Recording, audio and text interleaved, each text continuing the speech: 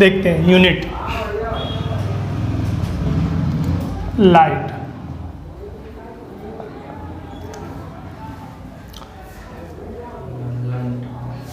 इसमें first chapter होगा प्रकाश का परावर्तन।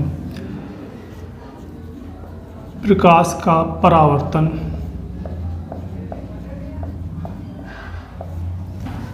या इंग्लिश में से रिटन करेंगे रिफ्लेक्शन ऑफ लाइट।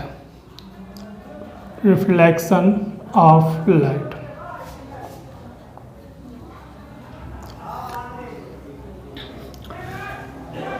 इस वीडियो में इस टॉपिक को कंप्लीट करते हैं।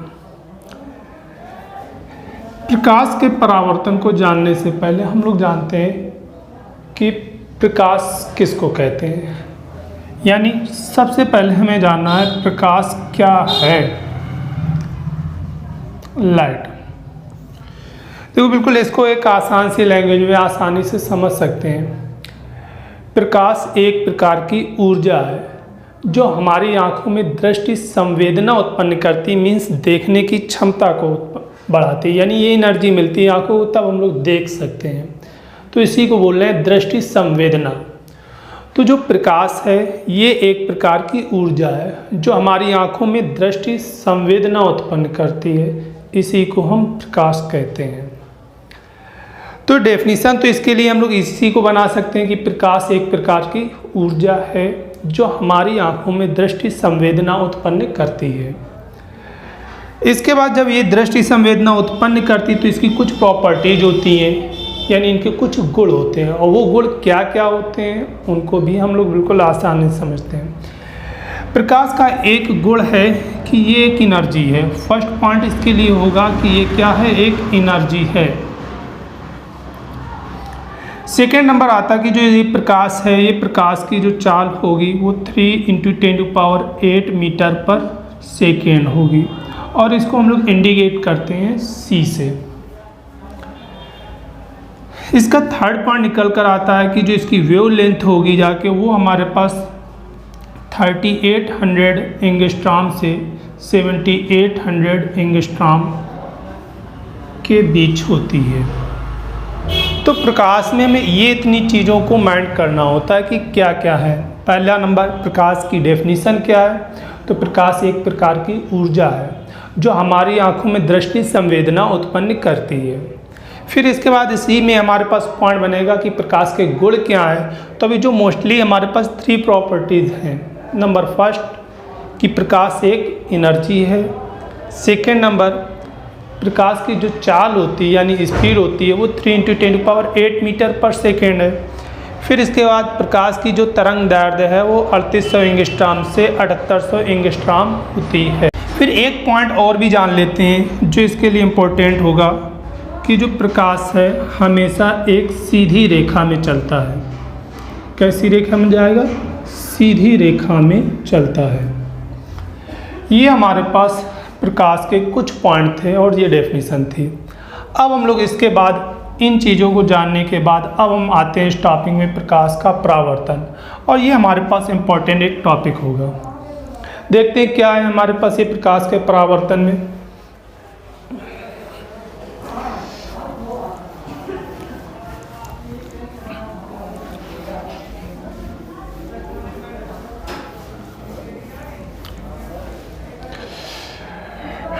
टॉपिक है reflection of light. Reflection of light. इसको समझना बहुत सिंपल सा टॉपिक होगा और आसान सा होगा। हम इमेजिन करते हैं कि ये एक हमारे पास सरफेस है, यानी कोई भी एक ये पृष्ठ है। पृष्ठ सरफेस।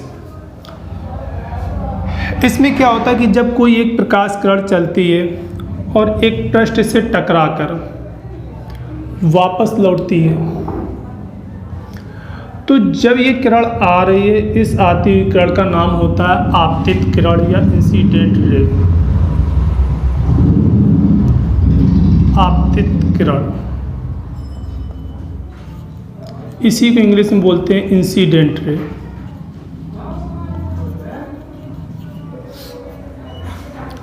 आपतित किरण। और जब ये टकरा कर लौटती है तो इसे हम लोग बोलते हैं परावर्तित किरण यानी रिफ्लेक्टेड रे।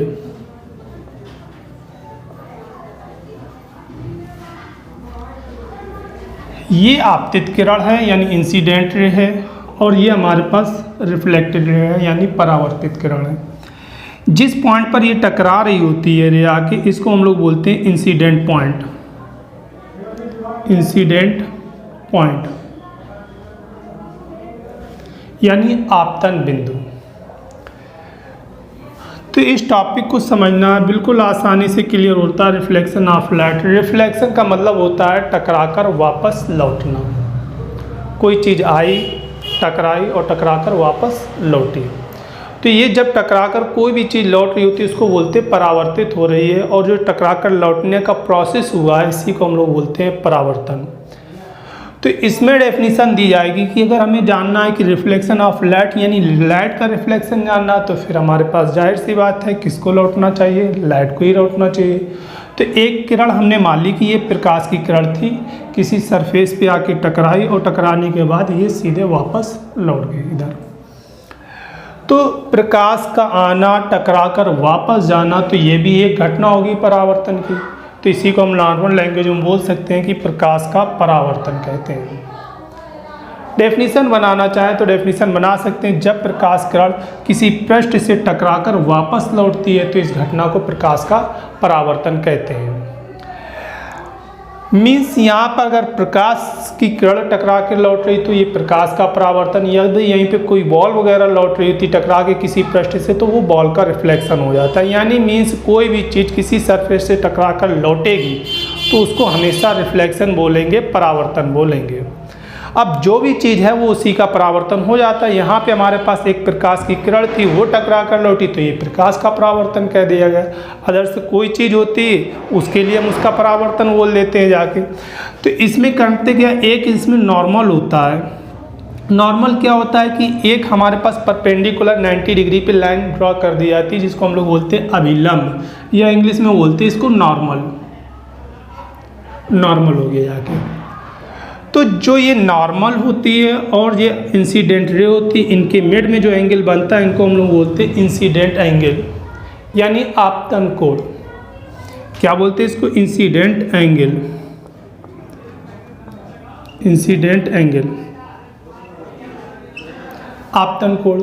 अब ये वाली किरण का नाम क्या होता है, जब भी कोई किरण टकरा जाए और टकराने के बाद जब लौट रही होती है उस किरण का नाम होता है परावर्तन किरण, परावर्तित किरण। तो ये परावर्तित किरण, ये अभिलंब हो गया, तो इनके मिड में भी एक एंगल बन रहा, इसको हम लोग बोलते हैं परावर्तन कोण या रिफ्लेक्टेड एंगल। इसको बोला जाएगा रिफ्लेक्टेड एंगल। ये रिफ्लेक्टेड एंगल हो गया जाके। तो इसमें हमारे पास ये इतने बिल्कुल आसानी से हमने इसमें जान लिया कि incident ray, reflected ray, surface, incident point, normal, incident angle, reflected angle. तो अब हम इस पूरे टॉपिक को एक साथ रिटन करना चाहे या बोलना चाहे तो बोलेंगे कि जब प्रकाश की किरण किसी पृष्ठ से टकराकर वापस लौटती है तो इस घटना को या इस प्रोसेस को हम लोग बोलते हैं रिफ्लेक्शन ऑफ लाइट या प्रकाश का परावर्तन। आने वाली जब तक किरण किसी सरफेस से नहीं टकराती तब तक उसका नाम होगा आपतित किरण, और जब टकराकर वापस लौटेगी तो उस किरण का नाम होगा परावर्तित किरण। और जो ये 90 डिग्री पे ड्रॉ की जाती है इसको हम लोग बोलते हैं नॉर्मल। तो नॉर्मल और इंसिडेंट रे के मिड में जो एंगल बनेगा उसका नाम होगा incident angle. Reflected ray and normal के मिड में जो एंगल बनेगा उसको रिफ्लेक्टेड एंगल बोलेंगे। तो ये इतना पूरा टॉपिक हमारे पास था परावर्तन। अब हम इसके बाद इसी में जानते हैं परावर्तन के गुण, प्रॉपर्टीज ऑफ रिफ्लेक्शन, परावर्तन के गुण। तो इसको देखते क्या है, प्रॉपर्टीज ऑफ रिफ्लेक्शन।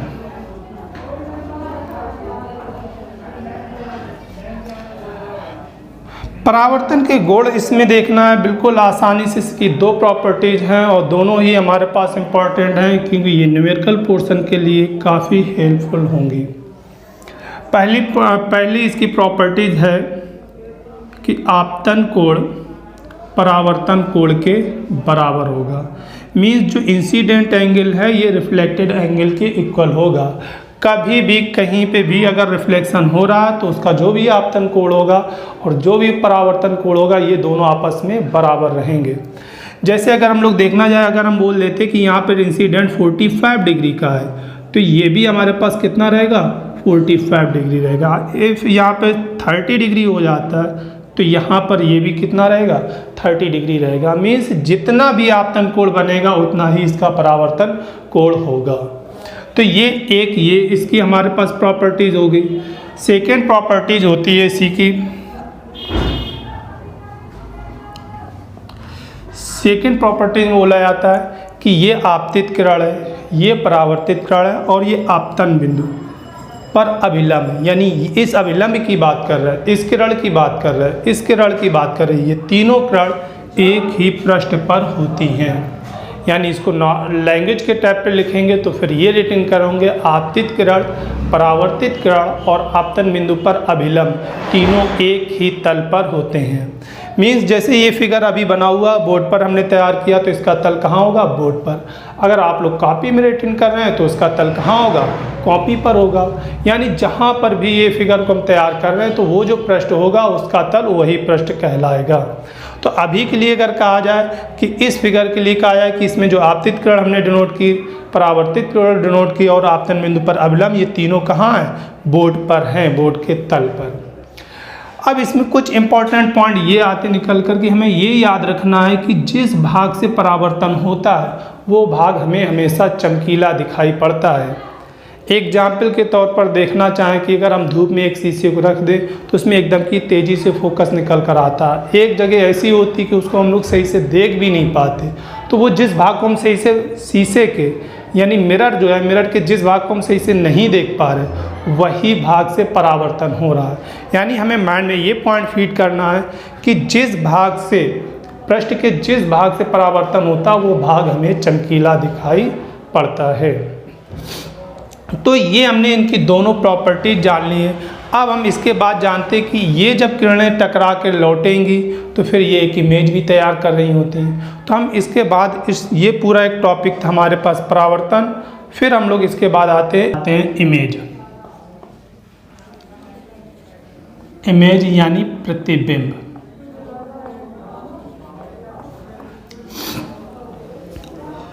प्रतिबिंब के बारे में जानते क्या होता है प्रतिबिंब।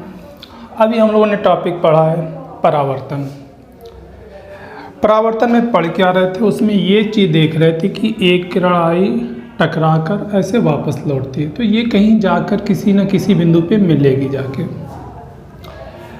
तो होता क्या है प्रतिबिंब के लिए, अगर देखा जाए कि एक किरण है इस पॉइंट से चली, टकराने के बाद इस पॉइंट पर मिली जाके, तो ये जो दूसरा बिंदु है, अगर इमेजिन के लिए हम ए मान लेते हैं, इसको हम बी मान लेते हैं कि जो ए पॉइंट से एक रे चल रही है और टकराने के बाद बी पॉइंट पर मिल रही है, तो जो ये बी पॉइंट होगा ये ए पॉइंट की इमेज कहलाएगा। यानी बिंदु ए का प्रतिबिंब है बी। लेकिन इसमें दो तरह से होते हैं क्योंकि एक तरीके से नहीं मिलती है। तो हम लोग डेफिनेशन अगर इमेज की देना, इमेज की परिभाषा देना कि इमेज की परिभाषा क्या होती है, तो इमेज की जो डेफिनेशन होती है वो यही होती है कि किसी एक बिंदु से चलने वाली किरण परावर्तन के पश्चात किसी दूसरे बिंदु पर जाकर मिलती है। इस पॉइंट को सही से फोकस करना, यहीं से हम आगे दो पॉइंट बनाएंगे। यानी इसी की दो डेफिनेशन इमेज की तैयार हो रही होंगी। ये इस पॉइंट के लिए क्या पॉइंट बताया जा रहा है, पॉइंट बोला जा रहा है कि परावर्तन के पश्चात किसी दूसरे बिंदु पर जाकर मिलती है अथवा मिलती हुई प्रतीत होती है। ये दो वर्ड है, मिलती है या मिलती हुई प्रतीत होती है। तो उस दूसरे बिंदु को पहले बिंदु का प्रतिबिंब कहते हैं। यानी इसको हमने क्यों बोला ऐसे, क्योंकि अगर हम लोग थोड़ा सा और फोकस करें कि जो ये इमेज है ना, ये इमेज हमारे पास टू टाइप से है। एक इमेज होती है हमारे पास वास्तविक प्रतिबिंब बोलते हैं, यानी रियल इमेज। रियल इमेज इसको हिंदी में बोलेंगे वास्तविक प्रतिबिंब। वास्तविक प्रतिबिंब। और एक सेकेंड होगी हमारे पास वर्चुअल इमेज। वर्चुअल इमेज, जिसको हम लोग हिंदी में बोलते हैं आभासी प्रतिबिंब। आभासी प्रतिबिंब, इनमें क्या डिफरेंस है? तो पहले तो हमने इसकी डेफिनेशन जान ली कि प्रतिबिंब की परिभाषा क्या है। तो प्रतिबिंब की परिभाषा ये दी गई है कि किसी एक बिंदु से चलने वाली किरण परावर्तन के पश्चात किसी दूसरे बिंदु पर जाकर मिलती है अथवा मिलती हुई प्रतीत होती है, तो उस दूसरे बिंदु को पहले बिंदु का प्रतिबिंब कहते हैं। तो ये प्रतिबिंब हमारे पास यहाँ पे बोला जा रहा है कि ये प्रतिबिंब दो प्रकार के हमारे पास होंगे। एक होगी हमारे पास एक होगा वास्तविक प्रतिबिंब और एक होगा आभासी प्रतिबिंब, या फिर हम रियल इमेज की बात करें और वर्चुअल इमेज की बात करते हैं। तो जो ये इमेज की डेफिनेशन दी थी, यानी प्रतिबिंब की अभी जो डेफिनेशन दी थी, सेम इसी से हमें डेफिनेशन तैयार करना है। क्या बताना है? अगर हम प्रतिबिंब यानी रियल इमेज की बात कर रहे हैं, वास्तविक प्रतिबिंब की, तो वास्तविक प्रतिबिंब के लिए हम लोग डेफिनेशन दे रहे होंगे कि किसी एक बिंदु से चलने वाली किरण परावर्तन के पश्चात किसी दूसरे बिंदु पर जाकर मिलती है, तो इस दूसरे बिंदु को पहले बिंदु का वास्तविक प्रतिबिंब कहते हैं। यानी यहाँ पे हमने दो वर्ड जो वहाँ पे इस्तेमाल कर रहे थे कि मिलती है अथवा मिलती हुई प्रतीत होती है, इन दोनों वर्डों में हमने एक वर्ड को अलग कर लिया है और सिर्फ किसको अलग किया है, जिसमें हम बोल रहे थे कि मिलती है। एक बार फिर से डेफिनेशन रिपीट करते हैं। डेफिनेशन बोली जा रही है कि किसी एक बिंदु से चलने वाली किरण परावर्तन के पश्चात किसी दूसरे बिंदु पर जाकर मिलती है, तो उस दूसरे बिंदु को पहले बिंदु का वास्तविक प्रतिबिंब कहते हैं। और इस वास्तविक प्रतिबिंब के लिए बिल्कुल एक इम्पॉर्टेंट पॉइंट निकल कर आता है कि जो रियल इमेज होती हैं, इसको हम लोग किसी भी पर्दे पर प्राप्त कर सकते हैं। यानी जो ये है, पर्दे पर प्राप्त की जा सकती है, पर्दे पर प्राप्त किया जा सकता है।